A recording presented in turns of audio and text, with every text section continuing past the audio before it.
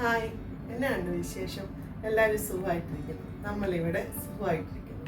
ഇന്ന് ഞാൻ ഉണ്ടാക്കുന്നത് നമ്മൾ സദ്യയിലൊക്കെ ഓണമൊക്കെ അല്ലേ, നമ്മളിപ്പോൾ സദ്യയിലൊക്കെയുള്ള മസാലക്കറിയാണ്. ഉരുളക്കിഴങ്ങും ഗ്രീൻ പീസും വെച്ചുള്ള മസാലക്കറി. നമുക്കത് എങ്ങനെ ഉണ്ടാക്കുന്നതെന്ന് നോക്കാം. നമ്മൾ ഈ കറിയൊക്കെ ഉണ്ടാക്കുമ്പോൾ വെളിച്ചെണ്ണ തന്നെ എടുക്കാൻ നോക്കണേ. ഞാനിപ്പോൾ ഒരു പാൻ വെച്ചിട്ടുണ്ട്. അതിലോട്ട് നമുക്കൊരു 3 സ്പൂൺ എണ്ണ ഒഴിച്ചു കൊടുക്കാം. ഇത് 2 വലിയ ഉരുളക്കിഴങ്ങായിരുന്നു. അത് നമ്മൾ കട്ട് ചെയ്ത് ഈ ഒരു കഷ്ണമാക്കി എടുത്തിട്ടുണ്ട്. ഒരു ക്യൂബ് സൈസിൽ നമുക്കത് ഈ എണ്ണയിലോട്ട് ഇട്ടൊന്ന് ചെറുതായിട്ടൊന്ന് ഫ്രൈ ആക്കി എടുക്കാം.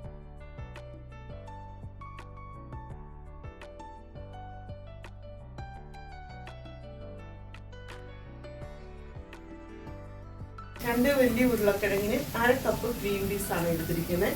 ഗ്രീൻ പീസ് നമ്മൾ കുക്കറിലിട്ട് വേവിച്ച് ഒരുപാട് വെന്ത് പോകാതെ ഉടഞ്ഞു പോകല്ലേ, ആ ഒരു പരുവത്തിന് നമ്മളിത് വേവിച്ചെടുക്കണം. ഗ്രീൻ പീസ് ഇങ്ങനെ വെന്ത് ഉടഞ്ഞു പോയിട്ടില്ല.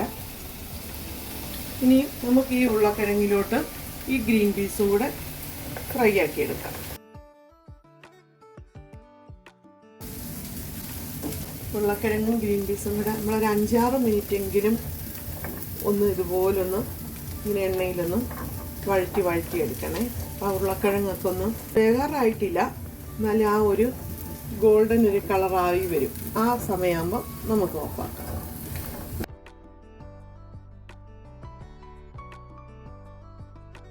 ഉരുളക്കിഴങ്ങും ഗ്രീൻ പീസും ഇപ്പം നമ്മൾ ഷാലോ ഫ്രൈ പോലെ ആക്കി എടുത്തിട്ടുണ്ട്. ഒരു 8 മിനിറ്റ് ഇത് ഞാനിങ്ങനെ മീഡിയം ഫ്ലെയിമിലിട്ട് വഴറ്റിയെടുത്തിട്ടുണ്ട്. ഇനി നമുക്കിത് പാനിൽ നിന്ന് മാറ്റാം.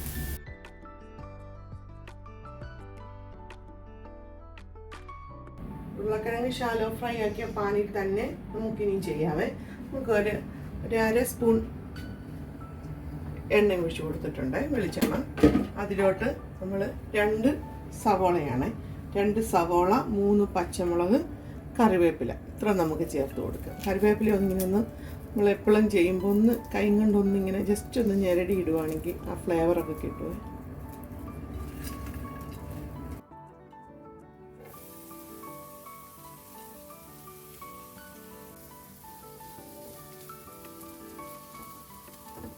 നമ്മൾ ഗ്രീൻ പീസ് ഉപ്പിട്ടാണ് വേവിച്ചത്. ഉരുളക്കിഴങ്ങിന് നമ്മൾ ഉപ്പിട്ടിട്ടില്ല.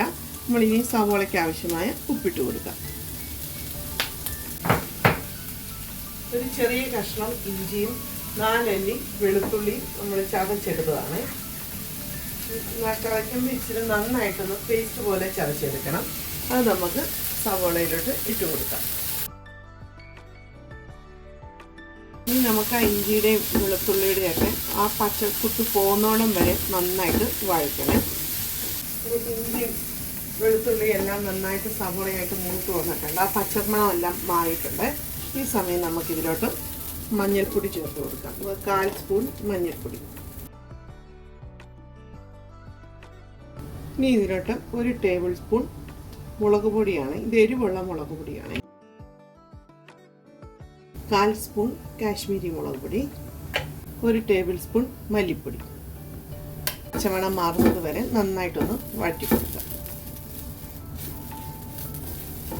നമ്മൾ ഇങ്ങനെയൊക്കെയുള്ള കറി വെക്കുമ്പോൾ നമുക്ക് ആ മുളക് പൊടിയുടെ ആ പച്ചമണം മാറുന്നത് വരെ നമ്മൾ നന്നായിട്ട് മൂപ്പിക്കണേ. അല്ലെങ്കിൽ നമ്മുടെ കറിക്കൊരു കുത്തല് വരും. ആ കുത്തല് വരാതിരിക്കാൻ നന്നായിട്ട് നമ്മൾ മുളക് പൊടിയൊക്കെ ഇട്ട് കഴിഞ്ഞ് മൂപ്പിച്ചെടുക്കണം. അതിൻ്റെ ആ കുത്തമണം പോകുന്നത് വരെ നമ്മൾ വഴറ്റി കൊടുക്കണം. ഇച്ചിരി സമയം എടുക്കും. നമ്മൾ ഫ്ലെയിം കുറച്ച് നന്നായിട്ട് ചെയ്ത് കൊടുക്കും. ആ മുളക് പൊടിയുടെ ആ കുത്തുമണമൊക്കെ മാറിയിട്ടുണ്ട്. ഇനി നമുക്ക് ഇതിലോട്ട് 2 മീഡിയം സൈസിലുള്ള പഴുത്ത തക്കാളിയാണ്. തക്കാളി ചേർത്ത് കൊടുക്കും. നമ്മൾ തക്കാളി എടുക്കുമ്പോഴും ഈ പഴുത്ത തക്കാളി തന്നെ എടുക്കാൻ നോക്കണം. തക്കാളി ചേർത്ത് നന്നായിട്ട് വഴറ്റി ഇനി നമുക്ക് ഇതൊന്ന് മൂടി വെക്കാം. മൂടി വെക്കുമ്പോൾ പെട്ടെന്ന് നമ്മുടെ തക്കാളി വെന്തുടയും. അതുകൊണ്ടാണ് മൂടി വെക്കുന്നത്. ഒരു 2 മിനിറ്റ് ഒന്ന് നമുക്ക് മൂടി വെച്ച് കൊടുക്കാം.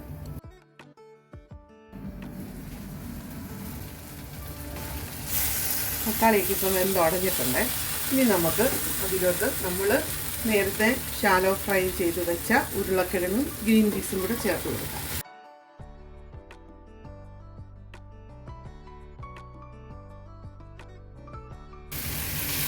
ഇപ്പം നന്നായിട്ട് മിക്സ് ചെയ്തിട്ടുണ്ട്. ഇനി നമുക്ക് ഇതിലോട്ട് ഒരു ഗ്ലാസ് തിളച്ച വെള്ളമാണ്. നമ്മളിങ്ങനെയുള്ള കറിയൊക്കെ വെക്കുമ്പോൾ എപ്പോഴും തിളച്ച വെള്ളം ചേർക്കണം.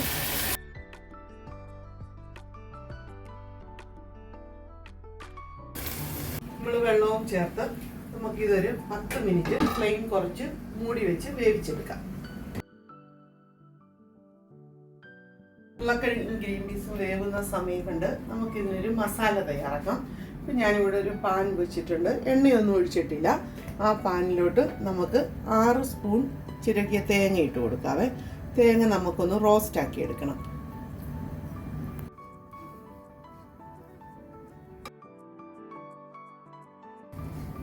തേങ്ങ നമുക്ക് ചെറിയ തീയിലിട്ട് വേണം വറുത്തെടുക്കാനേ.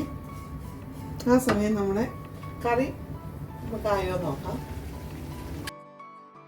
ഇപ്പം നല്ല കുറുകി വെള്ളമൊക്കെ വറ്റി വന്നിട്ടുണ്ട്. കുറച്ചുകൂടെ വെള്ളം ഒന്ന് വറ്റണേ. നമുക്ക് നമ്മുടെ ഉരുളക്കിഴങ്ങ് വെന്തോന്ന് നോക്കണം. നമുക്കൊരു ഉരുളക്കിഴങ്ങിനെ കുറച്ചുകൂടെ ഒന്ന് 2 മിനിറ്റ് കൂടെ വെന്താൽ മതി. നമുക്ക് ഇതിനകത്ത് ഉരുളക്കിഴങ്ങും ഗ്രീൻ പീസും ഇങ്ങനെ കാണണം, കുഴഞ്ഞു പോകല്ലേ. നമുക്ക് ഒന്നും കൂടെ ഒന്ന് മൂടി വെച്ച് ഒരു 2 മിനിറ്റ് കൂടെ വേവിച്ചെടുക്കാം. ആ സമയം നമുക്ക് തേങ്ങ ഫ്രൈ ആക്കി എടുക്കാം. ഞാൻ ഇതിലോട്ട് ഇനിയും ഗരം മസാല ഇടുന്നുണ്ട്.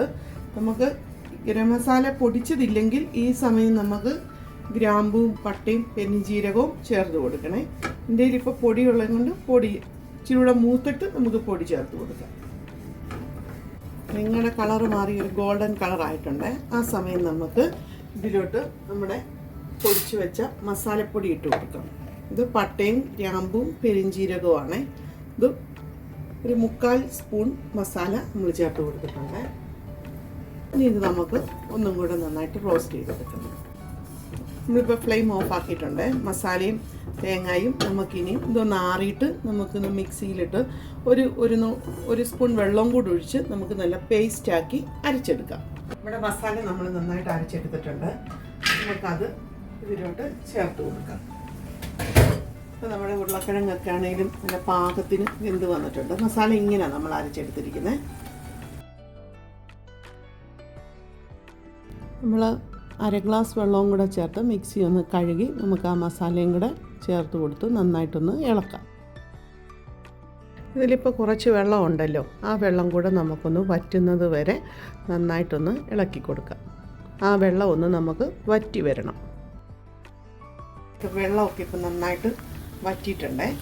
ഉരുളക്കിഴങ്ങൊന്നും ഉടഞ്ഞു പോയിട്ടില്ല, നന്നായിട്ട് വെന്തിട്ടുമുണ്ട്. ഉരുളക്കിഴങ്ങും ഗ്രീൻ പീസ് ആണെങ്കിലും ഉടഞ്ഞു പോയിട്ടില്ല, വേറിട്ട് തന്നെ നിൽപ്പുണ്ട്. നമുക്കിനിയും ഇതിന് ഒരു കടുക് കാച്ചണ്ട ഉള്ളി മൂപ്പിച്ചൊഴിക്കുന്നുണ്ട്. നമുക്ക് ഈ പാനിലോട്ട് ഒരു 1/2 സ്പൂൺ എണ്ണ ഒഴിച്ച് കൊടുക്കാം.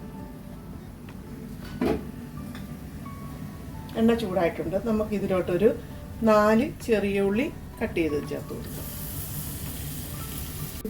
സമയം നമ്മൾ ഉപ്പൊക്കെ ഒന്ന് ചെക്ക് ചെയ്ത് നോക്കണം. ഉപ്പ് കുറവാണ് ചേർത്ത് കൊടുക്കണം.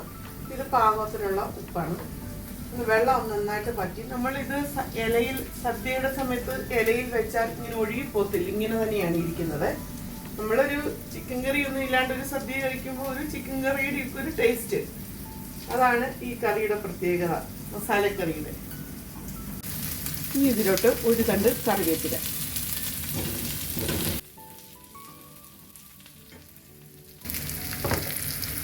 നമ്മുടെ വെള്ളമെല്ലാം നല്ല വറ്റിയിട്ടുണ്ട്. മസാലക്കറി നല്ല കുഴഞ്ഞ് വന്നിട്ടുണ്ട്.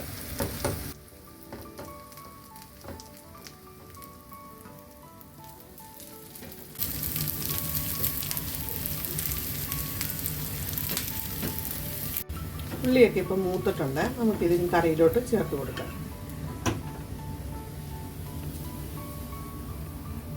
ഒന്ന് മിക്സ് ചെയ്ത് കൊടുക്കാം. എന്നിട്ട് നമ്മളിതൊന്ന് മൂടി വെക്കണേ.